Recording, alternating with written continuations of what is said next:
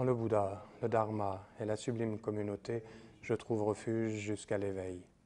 Par ma pratique du don et des autres paramitas, puissais-je réaliser l'état de Bouddha pour le bien de tous les êtres.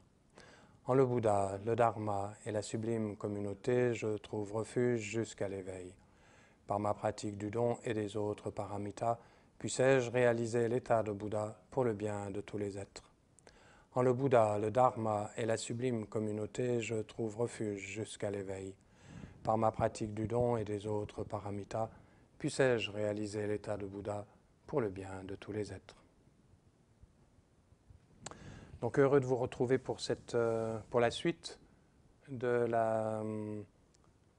l'enseignement sur la dévotion.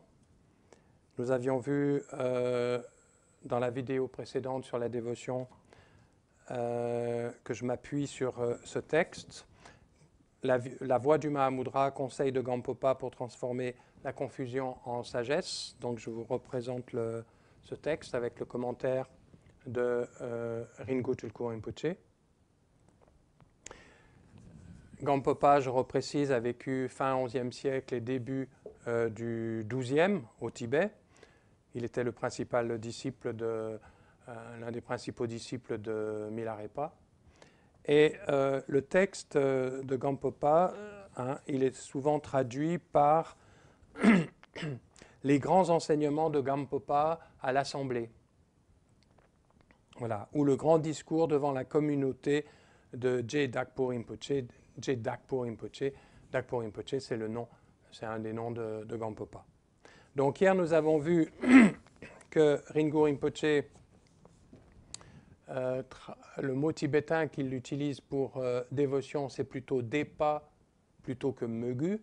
Et Depa avec le sens de confiance, mais une confiance qui se construit, une confiance qui est de l'ordre de la certitude, de l'assurance. Pourquoi nous sommes certains de la validité, par exemple, d'un enseignement? Parce que nous en faisons l'expérience. Nous le mettons en pratique, on y réfléchit, on le met en pratique, et donc on en fait l'expérience. Et à ce moment-là, il y a une certitude qui naît dans notre esprit, c'est le sens de Depa. Et tout au long de cet enseignement, quand on utilise le mot dévotion, replacez toujours le mot dévotion par confiance. Confiance construite. Alors nous en sommes au 3e point. Il y a 7 points qui définissent la dévotion selon Gampopa.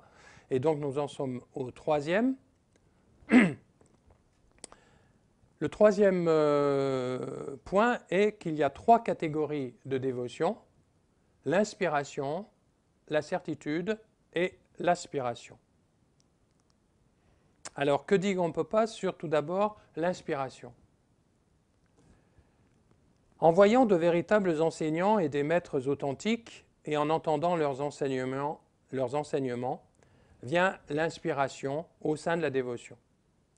L'inspiration apparaît aussi lors de la visite de sites sacrés, qui nous touchent tellement que des larmes emplissent vos yeux et que vos poils se dressent. Donc ça, je ne sais pas si vous avez, s'il y a des personnes parmi vous qui sont allées en pèlerinage, on va dire, ou en visite sur des lieux sacrés. Qu'avez-vous ressenti? Vous avez des personnes qui arrivent à Bodh Gaya, qui ne savent pas pourquoi, mais qui fondent en larmes, ou qui effectivement sont animées d'une intense émotion, d'une profonde émotion. Il y a des personnes qui, parce qu'elles visitent un monastère, et puis elles rentrent dans la chambre où tel maître a vécu, alors que ce maître est décédé, n'ayant pas forcément de connexion avec même la lignée de ce monastère, il y a des personnes qui, sans explication rationnelle, eh bien pareil, ont les mêmes phénomènes, les mêmes symptômes. Voilà. Et Rinpoche explique que le Dalai Lama, quand on rencontre le Dalai Lama ou quand on rencontre le Karmapa, eh bien on peut ressentir ce genre de phénomène. Il explique que, par exemple, le 16e Karmapa, il y a des personnes qui lui rendaient visite à Rumtek au Sikkim, dans son monastère, Certaines étaient bouddhistes, mais toutes ne l'étaient pas.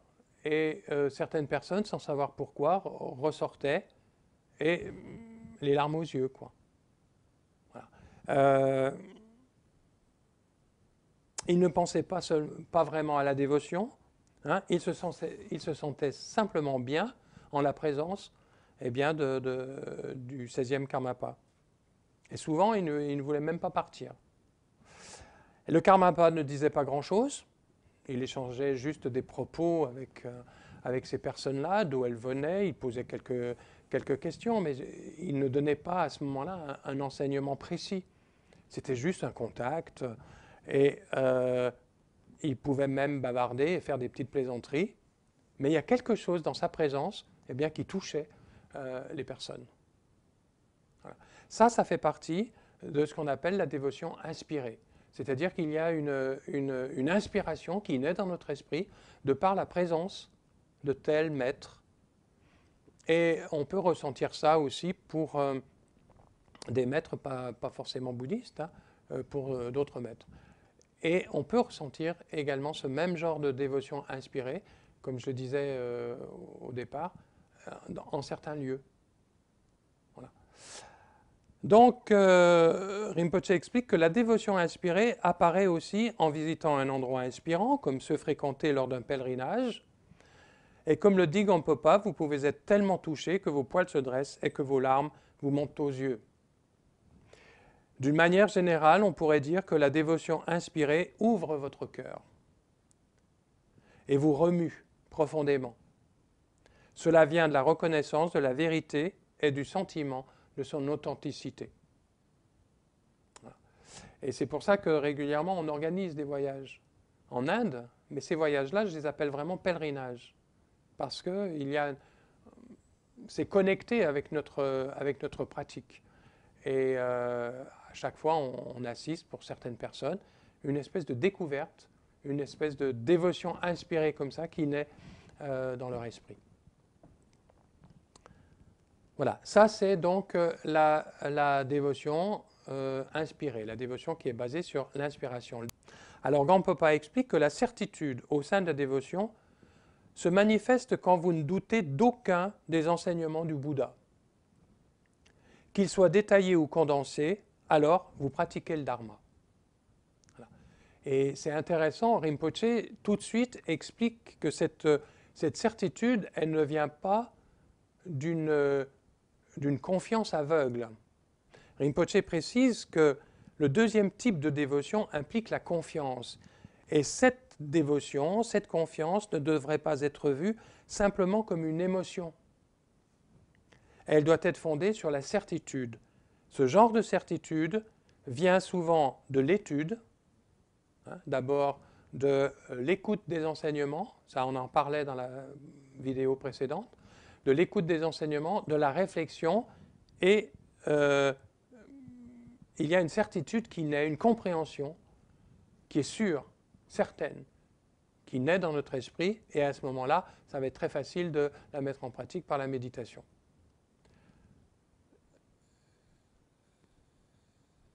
La réflexion dans le fait de recevoir les enseignements et la réflexion par rapport à ces enseignements, cette réflexion est vraiment très importante.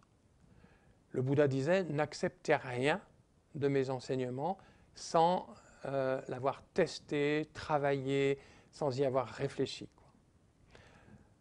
Alors, vous savez que pour l'écoute des enseignements, eh bien, il faut être totalement ouvert pour l'enseignement. Et on prend toujours cet exemple de récipient, hein, mais il ne faut pas être un récipient renversé. Parce qu'à ce moment-là, on est totalement à l'extérieur de l'enseignement. L'enseignement ne pénètre pas notre esprit. Mais on ne doit pas non plus être un récipient percé. C'est-à-dire que quand vous mettez du thé dans un récipient percé, ça coule, quoi.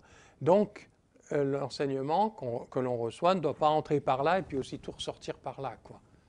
Et à la fin de l'enseignement, quelquefois, on se dit « Mais de quoi as-tu parlé ? Je ne me souviens même pas. » Par contre, il y a un défaut que l'on ait très souvent quand on reçoit un enseignement, c'est d'être un récipient dans lequel il y a déjà quelque chose. Et quand on reçoit l'enseignement, eh bien, on le mixe tout de suite avec déjà ce qui remplit le récipient. Ça, ce n'est pas du domaine de l'écoute d'un enseignement. L'écoute, le récipient doit être vide, totalement propre, totalement pur. Et on reçoit l'enseignement. Donc, travailler l'enseignement à partir de ce que nous sommes, à partir de notre compréhension, à partir de notre culture, à partir de notre constitution psychologique, à partir de notre éducation, par exemple, ça fait partie du deuxième point, la réflexion. Mais ça ne fait pas partie de l'écoute des enseignements. C'est pour ça qu'on dit que les Tibétains disent « Ne prenez pas de notes pendant les enseignements parce que vous n'écoutez pas quand vous prenez des notes, vous entendez seulement. » Et alors on se dit « Oui, mais si je ne note pas, je ne vais pas me souvenir de tout, alors que si je note, eh bien, je pourrais revenir sur mes enseignements. » Beaucoup de personnes me disent que de toute façon, elles ne reviennent pas sur ce qu'elles ont écrit. Et deuxièmement, le but de l'enseignement, la transmission de l'enseignement, ça ne consiste pas à ce qu'on retienne tout de l'enseignement. Mais si vraiment on est dans l'écoute, quand vraiment on est dans l'écoute, il y a un élément de l'enseignement qui peut avoir un impact sur notre esprit. Et il y a une ouverture, une compréhension qui à ce moment-là se fait et qui ne se fait pas quand on est en train de prendre des notes. C'est le propre de la transmission orale. Alors je sais qu'on m'a fait dernièrement une réflexion, on m'a dit mais même le Dalai Lama dit qu'il faut prendre des notes. Oui, d'accord, mais ça dépend comment vous vous placez vous. Est-ce que vous voulez vraiment recevoir l'enseignement comme non pas comme un package universitaire, mais plutôt comme un élément qui peut, dans l'instant, vous aider à avancer dans votre cheminement. C'est plutôt comme ça qu'il faut le voir. Et c'est pour ça qu'à ce moment-là, il faut être totalement ouvert à l'enseignement.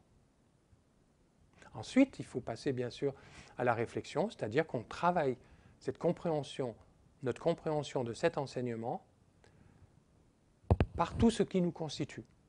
Il est évident, nous ne sommes pas tibétains, nous n'avons pas été élevés dans cette culture, nous n'avons même pas la psychologie, la structure psychologique d'un Tibétain, d'un Asiatique. Nous sommes Européens. Il y a des tas d'éléments propres à la culture européenne qui nous constituent.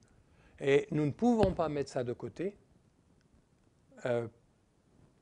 parce qu'on ne peut pas pratiquer le dharma sans intégrer tout ce que nous sommes. Et donc ça fait partie de la réflexion. Comment est-ce que je peux comprendre, en fonction des valeurs qui sont les miennes, en fonction de l'éducation, par exemple, que j'ai reçue, comment est-ce que je peux travailler, comprendre, intégrer cet aspect de cet enseignement jusqu'à ce que ça devienne une certitude. Parce que le jour où ça devient une certitude, c'est clair, je n'ai pas besoin d'y revenir. Et à ce moment-là, cet enseignement, eh bien, je vais pouvoir le mettre en pratique de façon évidente. C'est évident que je vais le mettre en pratique. Parce que je lui accorde de la valeur. Et cette valeur vient par ma compréhension. Voilà. Donc, Rinpoche utilise beaucoup, développe beaucoup le fait que vous avez besoin de tester ces enseignements par vous-même, dit-il, en réfléchissant sur les choses et en les observant sous différents angles, vous pouvez arriver à une conclusion sur ce qui est valide et ce qui ne l'est pas. Quand vous atteignez le point où vous n'avez plus de doute, vous avez la dévotion basée sur la certitude, c'est-à-dire la confiance basée sur la certitude. Et il prend pour exemple, il dit, une de mes histoires favorites à propos de la certitude concerne le premier Karmapa, Dusum Khenpa. Donc Dusum Khenpa était un disciple de Gampopa, et Dusum Khenpa applique les instructions sur la nature de l'esprit données par son maître Gampopa. Puis au bout d'1 an, 2 ans, je ne sais plus, dans sa grotte, il a une expérience Et il va voir son maître, Gampopa, et Gampopa se met en colère. Il lui dit « Mais tu n'as rien compris, retourne méditer pendant 1 an et reviens me voir quand tu auras une autre expérience. » Alors au bout d'1 an, Dusum Khenpa retourne voir son maître Gampopa, mais un petit peu triste parce qu'il lui dit « Mais je n'ai pas d'autre expérience, la nature de l'esprit pour moi, c'est ça, voilà cette expérience. » Et Gampopa à nouveau se remet en colère et lui dit « Mais c'est n'importe quoi, retourne méditer et reviens me voir dans 1 an. » Bon, alors Dusum Khenpa retourne méditer pendant 1 an et au bout d'1 an, il revient vers Gampopa et lui dit « Non, c'est toujours la même, je suis sûr, c'est ça, quoi. » Et Gampopa lui répond « Oui, mais je voulais que tu en sois sûr, que tu en sois certain. » Il dit Gampopa alors lui sourit et le félicita pour son accomplissement. Il lui dit qu'il avait toujours eu raison, mais qu'il était très important pour lui d'être convaincu de la vérité de sa propre expérience. C'est un exemple du genre de certitude liée à la dévotion, dit Ringo Rinpoche. Ça montre à quel point on doit être sûr. Plus de doute. Voilà. Et le troisième type de dévotion, c'est l'aspiration. Alors Gampopa explique que grâce à l'aspiration au sein de la dévotion, vous souhaitez purifier vos obscurcissements au plus vite afin d'obtenir les résultats de votre pratique. Ceci s'applique quelle que soit la pratique que vous effectuez, qu'il y en ait peu ou beaucoup. Vous aspirez à obtenir les qualités, le bonheur des états d'existence supérieure et la libération. Donc en fait, il y a l'aspiration à réaliser ce que propose le Dharma, à savoir la purification de tous nos obscurcissements et puis l'épanouissement de toutes les qualités qui sont déjà en nous. Et c'est ce que veut dire le terme Sangye en tibétain pour Bouddha. Sang, c'est purifier, Gye, c'est épanouir. Donc celui qui a tout purifié, qui a épanoui toutes ses qualités, c'est un Bouddha. Voilà. Et ça, c'est vraiment l'aspiration. C'est-à-dire que quand il y a la certitude de la valeur de l'enseignement, d'abord quand nous sommes inspirés, mais qu'ensuite par notre expérience, notre étude, il y a une certitude, mais ça devient évident qu'on va aspirer au résultat que la voie propose, c'est-à-dire la libération, pour soi et pour autrui. Voilà. Et quand... alors je regarde ce que dit Rinpoche. Il dit « L'impatience d'atteindre le bonheur de la libération est suivie par l'aspiration à développer les qualités. » Voilà. Et quand on a l'inspiration, la certitude et l'aspiration dans notre confiance, alors là, on peut dire que vraiment notre confiance, notre dévotion, c'est quelque chose de solide. Voilà, ça c'était donc le troisième point. Le quatrième point, alors je vous lis ce que dit Gampopa. Quatrièmement, l'essence de la dévotion n'est pas mélangée à une absence de dévotion. Ce ne devrait pas être comme de l'eau froide liquide, en surface, mais gelée en profondeur. Ou comme un sac qui contient de la farine en surface, mais des cendres en dessous. Celui qui a de la dévotion agit totalement de manière positive. Alors, Rinpoche dit que ces deux exemples que cite Gampopa, ça ne nous parle peut-être pas trop, mais que cela veut dire que l'essence de notre dévotion doit être très claire et très profonde. Elle ne doit pas être superficielle. Elle ne doit pas être simplement à la surface. Donc, ce n'est pas un entichement, dit Rinpoche, ou une inspiration passagère que vous avez pour quelques jours et puis qui s'en va. Et parfois, la dévotion peut être très émotionnelle. Et il peut être difficile de voir la différence entre une telle émotion éphémère et une dévotion réelle. Il peut arriver qu'un étudiant ressente une forte dévotion, mais qu'un incident ou une provocation se produise et alors la dévotion s'en va. Et ça, on verra ça dans le dernier point. Hein. Notre dévotion, petit à petit, elle doit se stabiliser. Donc, si cette dévotion s'en va au premier obstacle, eh bien, cette dévotion n'est pas basée sur une compréhension profonde. C'est juste un sentiment, juste une émotion. Alors, Rinpoche dit que d'un autre côté, la dévotion n'est pas uniquement rationnelle ou intellectuelle. Elle peut être émotionnelle et fortement inspirée, mais elle doit aussi être claire et certaine.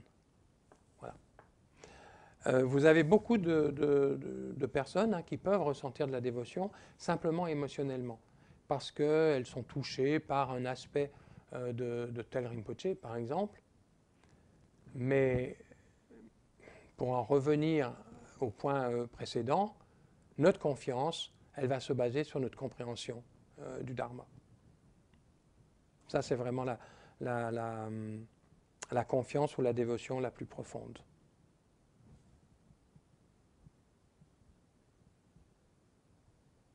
Alors le cinquième point. Le cinquième point, c'est une comparaison. Gampopa explique « La dévotion est comme un joyau qui purifie l'eau. Quand ce genre de joyau est placé dans de l'eau sale, l'eau s'éclaircit. De même, la dévotion élimine les obscurcissements et ainsi l'esprit devient clair. » Bon. Alors, Rinpoche explique que ce cinquième point donne l'exemple d'un joyau qui purifie l'eau sale. Hein, c'est ce qui est supposé avoir existé dans des temps anciens. Je ne sais pas si ça existe encore aujourd'hui, je n'ai pas rencontré ça. Il dit que ça peut paraître un peu étrange. Mais ça veut dire que quand notre dévotion, notre confiance est vraiment profonde, alors ça élimine les obscurcissements de notre esprit. Pourquoi? Parce que toutes les tendances un peu négatives, les tendances négatives de notre esprit, quand elles se manifestent, par dévotion, par la confiance, eh bien, on applique les antidotes et on ne se laisse pas aller à ces tendances. Et le fait de ne pas se laisser submerger par ces tendances, eh bien, c'est ça qui va purifier, qui va les purifier. Donc, on peut dire que la dévotion, à ce moment-là, élimine les obscurcissements. Vous savez, ce n'est pas du domaine du bouddhisme, mais ce livre que régulièrement, enfin j'en parle régulièrement, Carnet de pèlerinage de Swami Ramdas dans l'hindouisme. Hein, Ramdas est décédé en 1963, mais il avait là une telle confiance, une telle dévotion en la voie qu'il a choisi de mener, et comme étant le disciple de Ram, c'est pour ça qu'il s'est fait appeler Ramdas, qui veut dire le serviteur de Ram. Tout ce qui se passait en l'espace de 3 ans dans son pèlerinage pendant 3 ans en Inde, il voyait la volonté de Ram. Donc si ce n'était pas conforme aux enseignements, il disait non parce que c'était clair pour lui, ce n'était pas la volonté de Ram. En 3 ans, il a réalisé la libération. Donc là, c'est un exemple typique qui montre que oui, une telle dévotion à ce point-là, à chaque instant de sa vie quotidienne, et chaque jour et de chaque année. Hein. Mais tous ces obscurcissements ont été purifiés. Ça paraît très simple. Essayez, c'est assez compliqué. Parce qu'il faut dire oui à ce qui se passe à chaque instant. Voilà. Alors, Rinpoche explique que quand une dévotion authentique est présente, notre esprit devient clair. Il n'est plus confus. Ah oui. Il se trouve aussi que quand nous sommes moins confus, nous éprouvons davantage de confiance et de dévotion. Donc, grâce à notre inspiration et à notre clarté, nous savons que nous allons dans la bonne direction. Je crois que quand nous avons ce degré de confiance, la pratique, après, ça se fait assez facilement, quoi.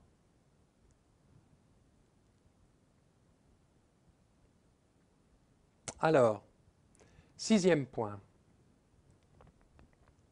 L'activité, alors dit Gampopa, l'activité de la dévotion fait que les actes négatifs diminuent, comme la lune descendante, et que les actes positifs s'accroissent, comme la lune montante.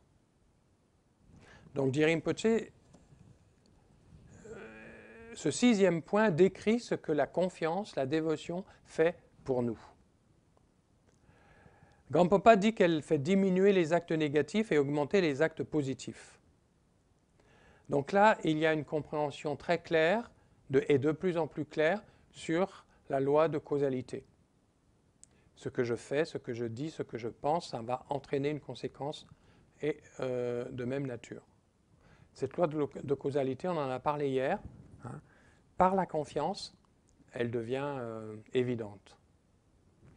Et donc nous devons, comme dit Rinpoché, nous devons savoir comment les actions négatives nous blessent nous-mêmes et blessent les autres. Et comment les actes positifs nous profitent à nous-mêmes et aux autres, à la fois dans le court et le long terme. La dévotion nous aide à voir cela et nous donne envie d'accomplir davantage d'actes positifs et moins d'actes négatifs. Ça, c'est évident que lorsque la loi de causalité devient quelque chose de plus évident pour nous, cela va modifier notre comportement. J'ai entendu dire un jour Kalu Rinpoche, le précédent Kalu Rinpoche, dire « tout le monde comprend la loi de causalité, mais personne ne la comprend vraiment ». Parce que si on la comprenait vraiment, on changerait d'attitude immédiatement. Parce qu'il nous est quand même difficile parfois de faire le lien entre le résultat et la cause. Voilà. Et tout ce que nous faisons, notre façon de vivre aujourd'hui, eh bien, nous créons des causes et ces causes vont donner des résultats. On devrait bien réfléchir là-dessus, quoi. Lors de la dernière vidéo, on parlait de l'importance de la méditation sur l'impermanence et la mort, mais sur la loi de causalité, c'est aussi une réflexion extrêmement importante. Alors dit Rinpoche, bien sûr qu'à cause de nos tendances habituelles, même lorsque nous savons que nos actions ne seront pas profitables, parfois nous les accomplissons tout de même. Mais plus nous sommes conscients et plus nous devenons certains de la manière de fonctionner du karma, plus nos vieilles habitudes se dissipent. Il est extrêmement important de comprendre comment nos actions sont reliées à leurs résultats, dit Rinpoche. C'est comme savoir que si vous mettez votre main dans le feu, eh bien vous allez vous brûler, quoi. Et ça, c'est une évidence, non ? Il suffit de l'avoir fait une fois, on sait que eh bien, ça va être comme ça. Voilà. Donc, Rinpoche explique aussi que ce n'est pas le problème moral du bien et du mal, mais la compréhension des causes et de leurs effets. C'est ça qui est important. Du point de vue bouddhiste, ce ne sont pas des considérations morales qui donnent aux actes leur caractère positif ou négatif. Celui-ci est fondé sur le fait de comprendre que les actions positives sont profitables et que les actions négatives sont cause de souffrance. C'est assez basique, hein. Tout ce qu'on voit dans ces 6 premiers points, c'est on parle de la mort, on parle de l'impermanence, on parle de la loi de causalité. Oui, pour vivre tout ça, on a besoin d'une précieuse existence humaine, c'est-à-dire qu'on a besoin bien, d'une multitude de conditions extérieures et intérieures pour pouvoir pratiquer. Et pourquoi veut-on pratiquer et mettre tout ça en place? Pour se libérer bien, de cet état d'esprit samsarique. Et j'aime bien utiliser cette expression qu'utilise Rinpoche quand il parle du samsara. Il ne parle pas vraiment du samsara, il parle de l'état d'esprit samsarique. Et ça, je trouve que c'est très, comment dire, c'est très positif pour notre pratique. Parce que l'état d'esprit samsarique, eh ben, est-ce que mon esprit est dans un état samsarique ou pas, quoi? C'est-à-dire que ça nous renvoie toujours bien, à notre esprit, comment il fonctionne et comment il réagit par rapport à telle ou telle situation, tel ou tel phénomène. Quand on parle du samsara, on peut avoir tendance à penser que le samsara, c'est la planète sur laquelle nous vivons. Et que pour être en Daewachen, eh bien, il faudrait changer de planète. Il y en a qui ont tué des centaines de personnes en prenant ce genre de théorie. Non, Daewachen, c'est notre esprit, mais avec pratiquement plus de traces samsariques, de fonctionnement samsarique. Voilà. Donc samsara et nirvana, ça décrit eh bien, ce qu'est notre esprit.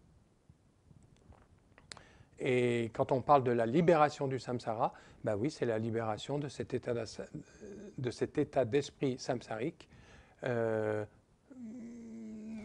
dans lequel se trouve mon esprit aujourd'hui. Voilà. Et le 7e point, eh bien, c'est la façon de mesurer la stabilité de notre confiance, de notre dévotion.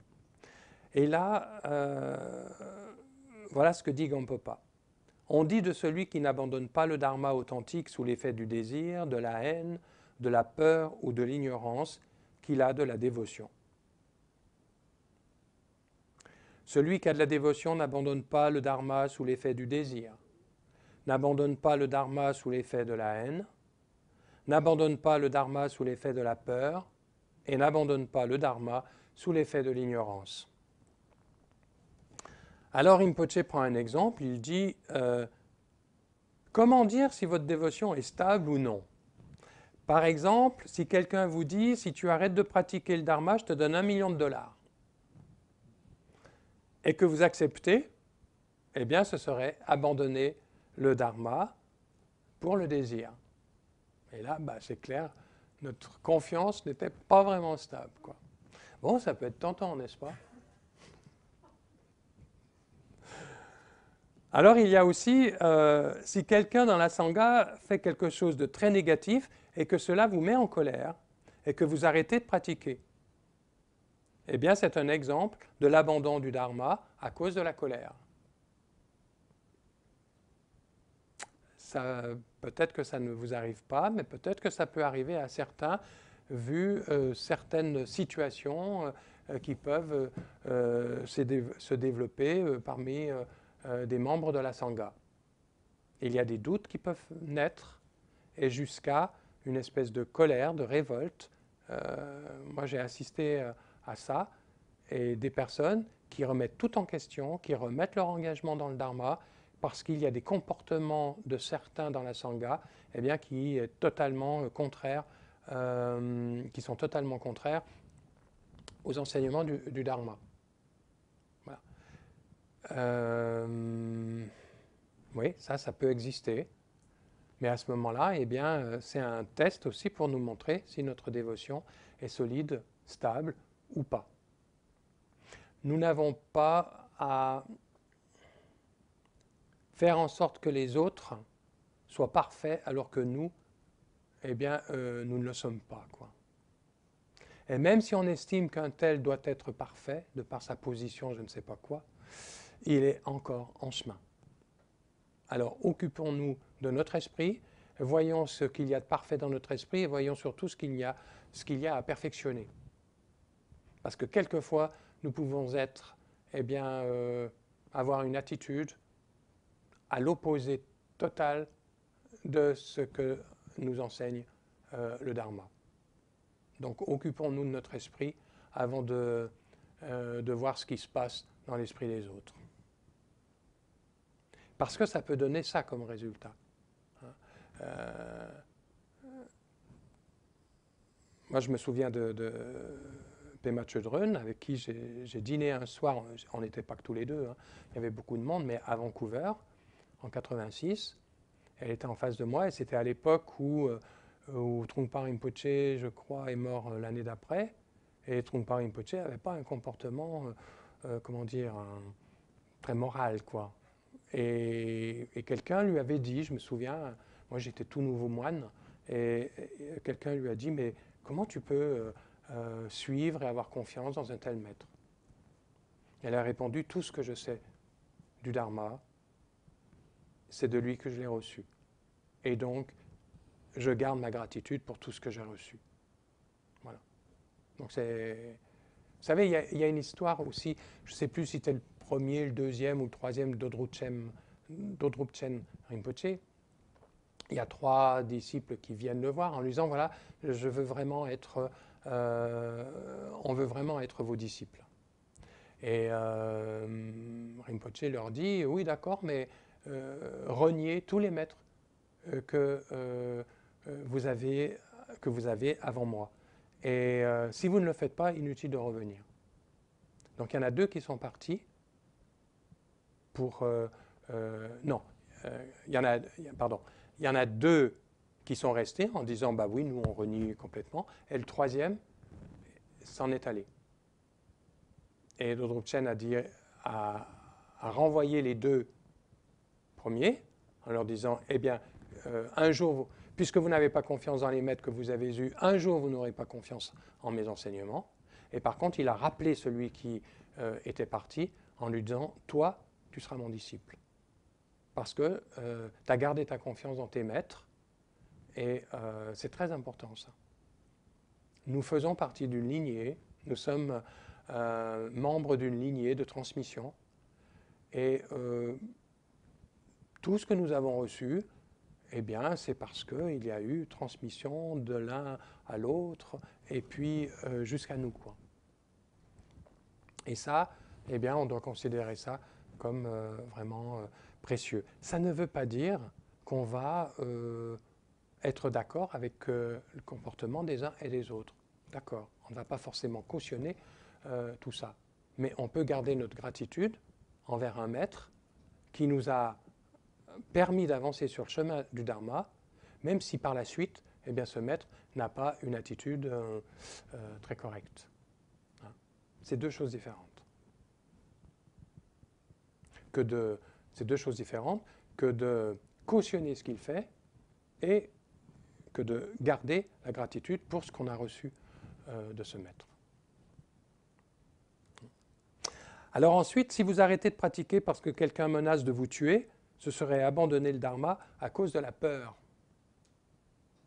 Bon, ça ne nous arrive pas, mais imaginez que dans le métro, il y a quelqu'un, parce qu'on est habillé comme ça, et qui nous dise si tu ne renies pas tout de suite le bouddhisme, je te plante, quoi.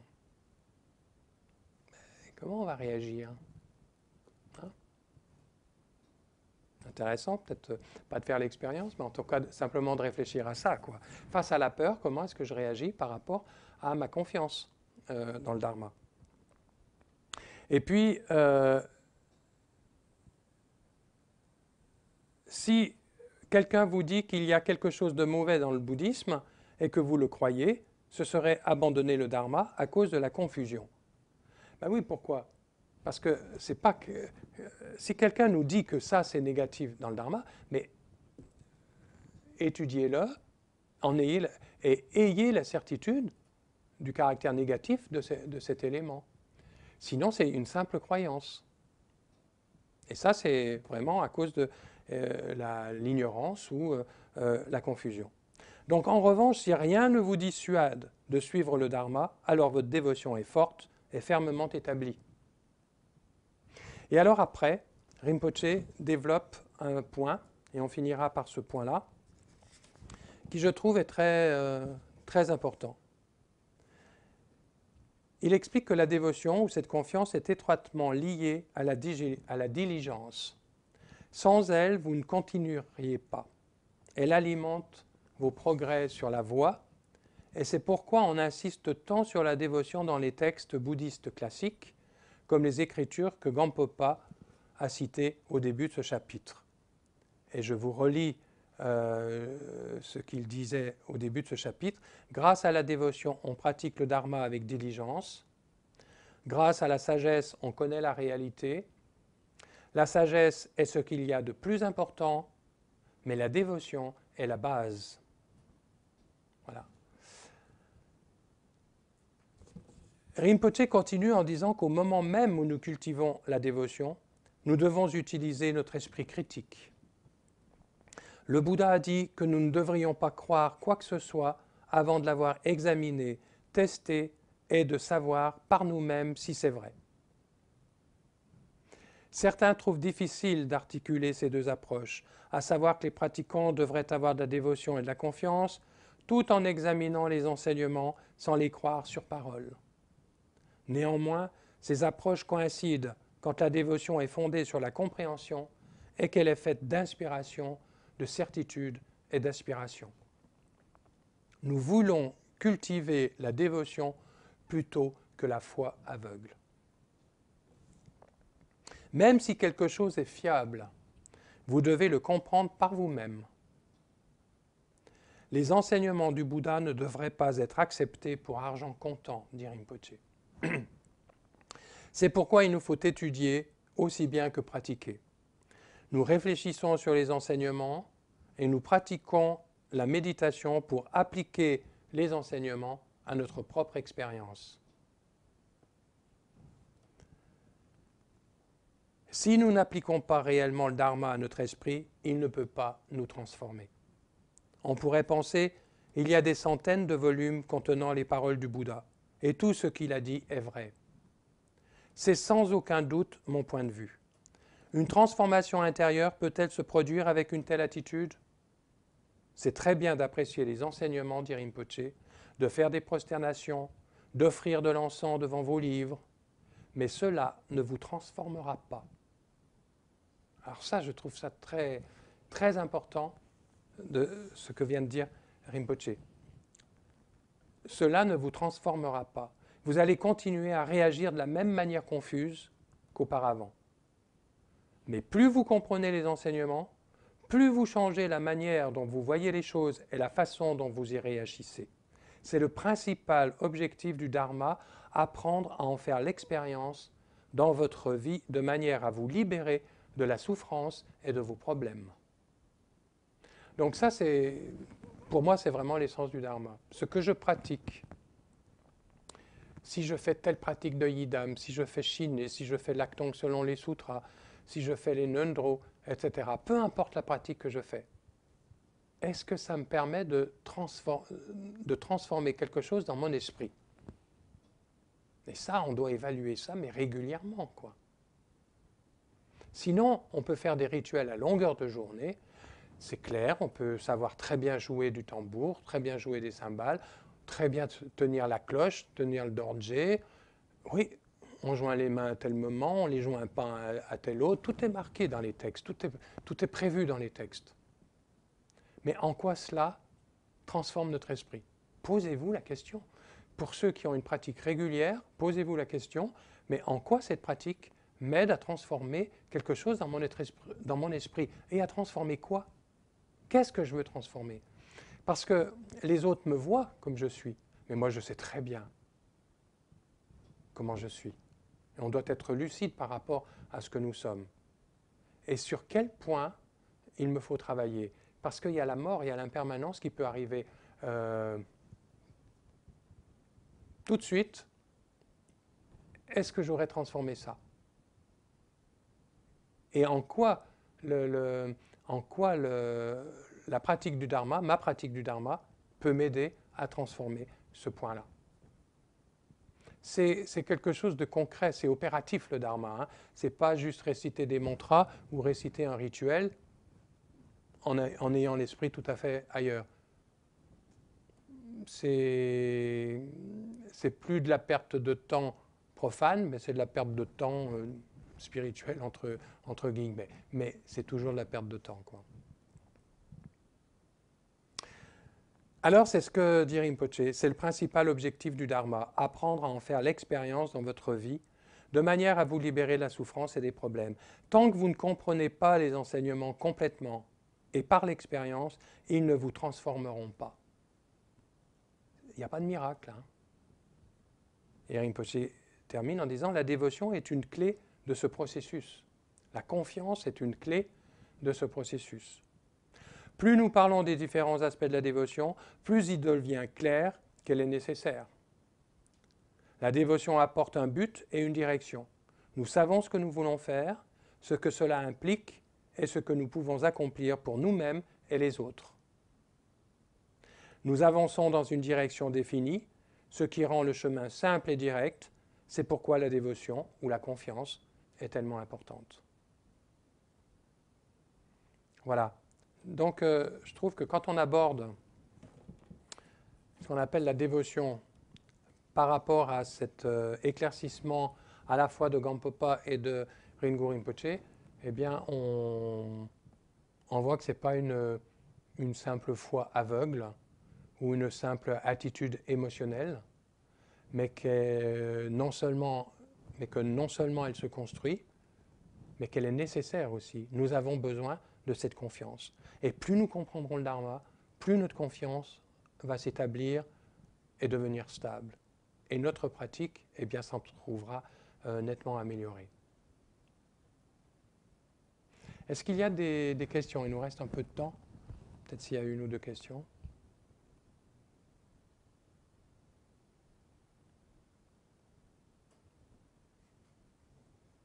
Il n'y a pas grand monde ici. Alors les questions sont rares. Peut-être que les personnes qui regardent la vidéo ont plein de questions.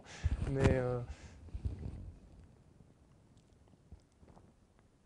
en tout cas, je trouve très intéressant que Rinpoche définisse la dévotion par des pas plutôt que par Mögu.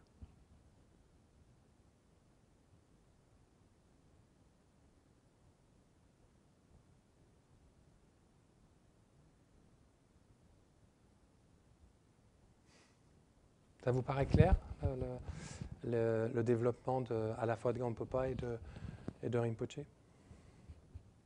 Je vous recommande ce livre, hein, vraiment. Et ce ne sont que des textes de Gampopa. Ça, c'est ce qu'on a vu là sur la vidéo précédente et celle-ci sur la dévotion, c'est le chapitre 2. Hein. Mais il y a les 4 dharmas de Gampopa, l'application de la coémergence, stabilisation de la reconnaissance de la nature d'esprit, l'importance de la reconnaissance de l'esprit ordinaire, écueil dans l'expérience et déviation de la compréhension. En fait, c'est un lamrim, ce texte. C'est-à-dire, c'est un chemin pour le Mahamudra. D'ailleurs, c'est le titre, hein, la voie du Mahamudra. C'est comme ça qu'on l'a traduite. Donc, c'est un chemin, comment démarrer, et puis comment poursuivre le chemin vers la réalisation, jusqu'à la réalisation de la nature de notre esprit. Voilà. Donc, n'hésitez pas, ça peut être un texte, un livre de toute une vie de pratique. On n'a pas besoin de tout connaître du Dharma, mais s'il y a quelque chose qui fait vraiment sens pour notre pratique, on doit considérer alors ce texte vraiment comme quelque chose de très précieux.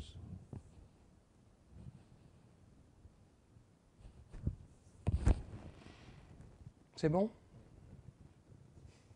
Merci en tout cas. Merci à vous tous d'avoir préparé la possibilité de faire cette vidéo. Et puis on va faire la dédicace. Par cette vertu, puissais-je promptement réaliser le Mahamudra et sans l'exclusion d'un seul, établir en cet état tous les êtres. Et puis, toute notre gratitude et notre confiance et notre dévotion envers tous les maîtres de la lignée, jusqu'au maître de qui eh bien, nous avons reçu la transmission du Dharma. À bientôt.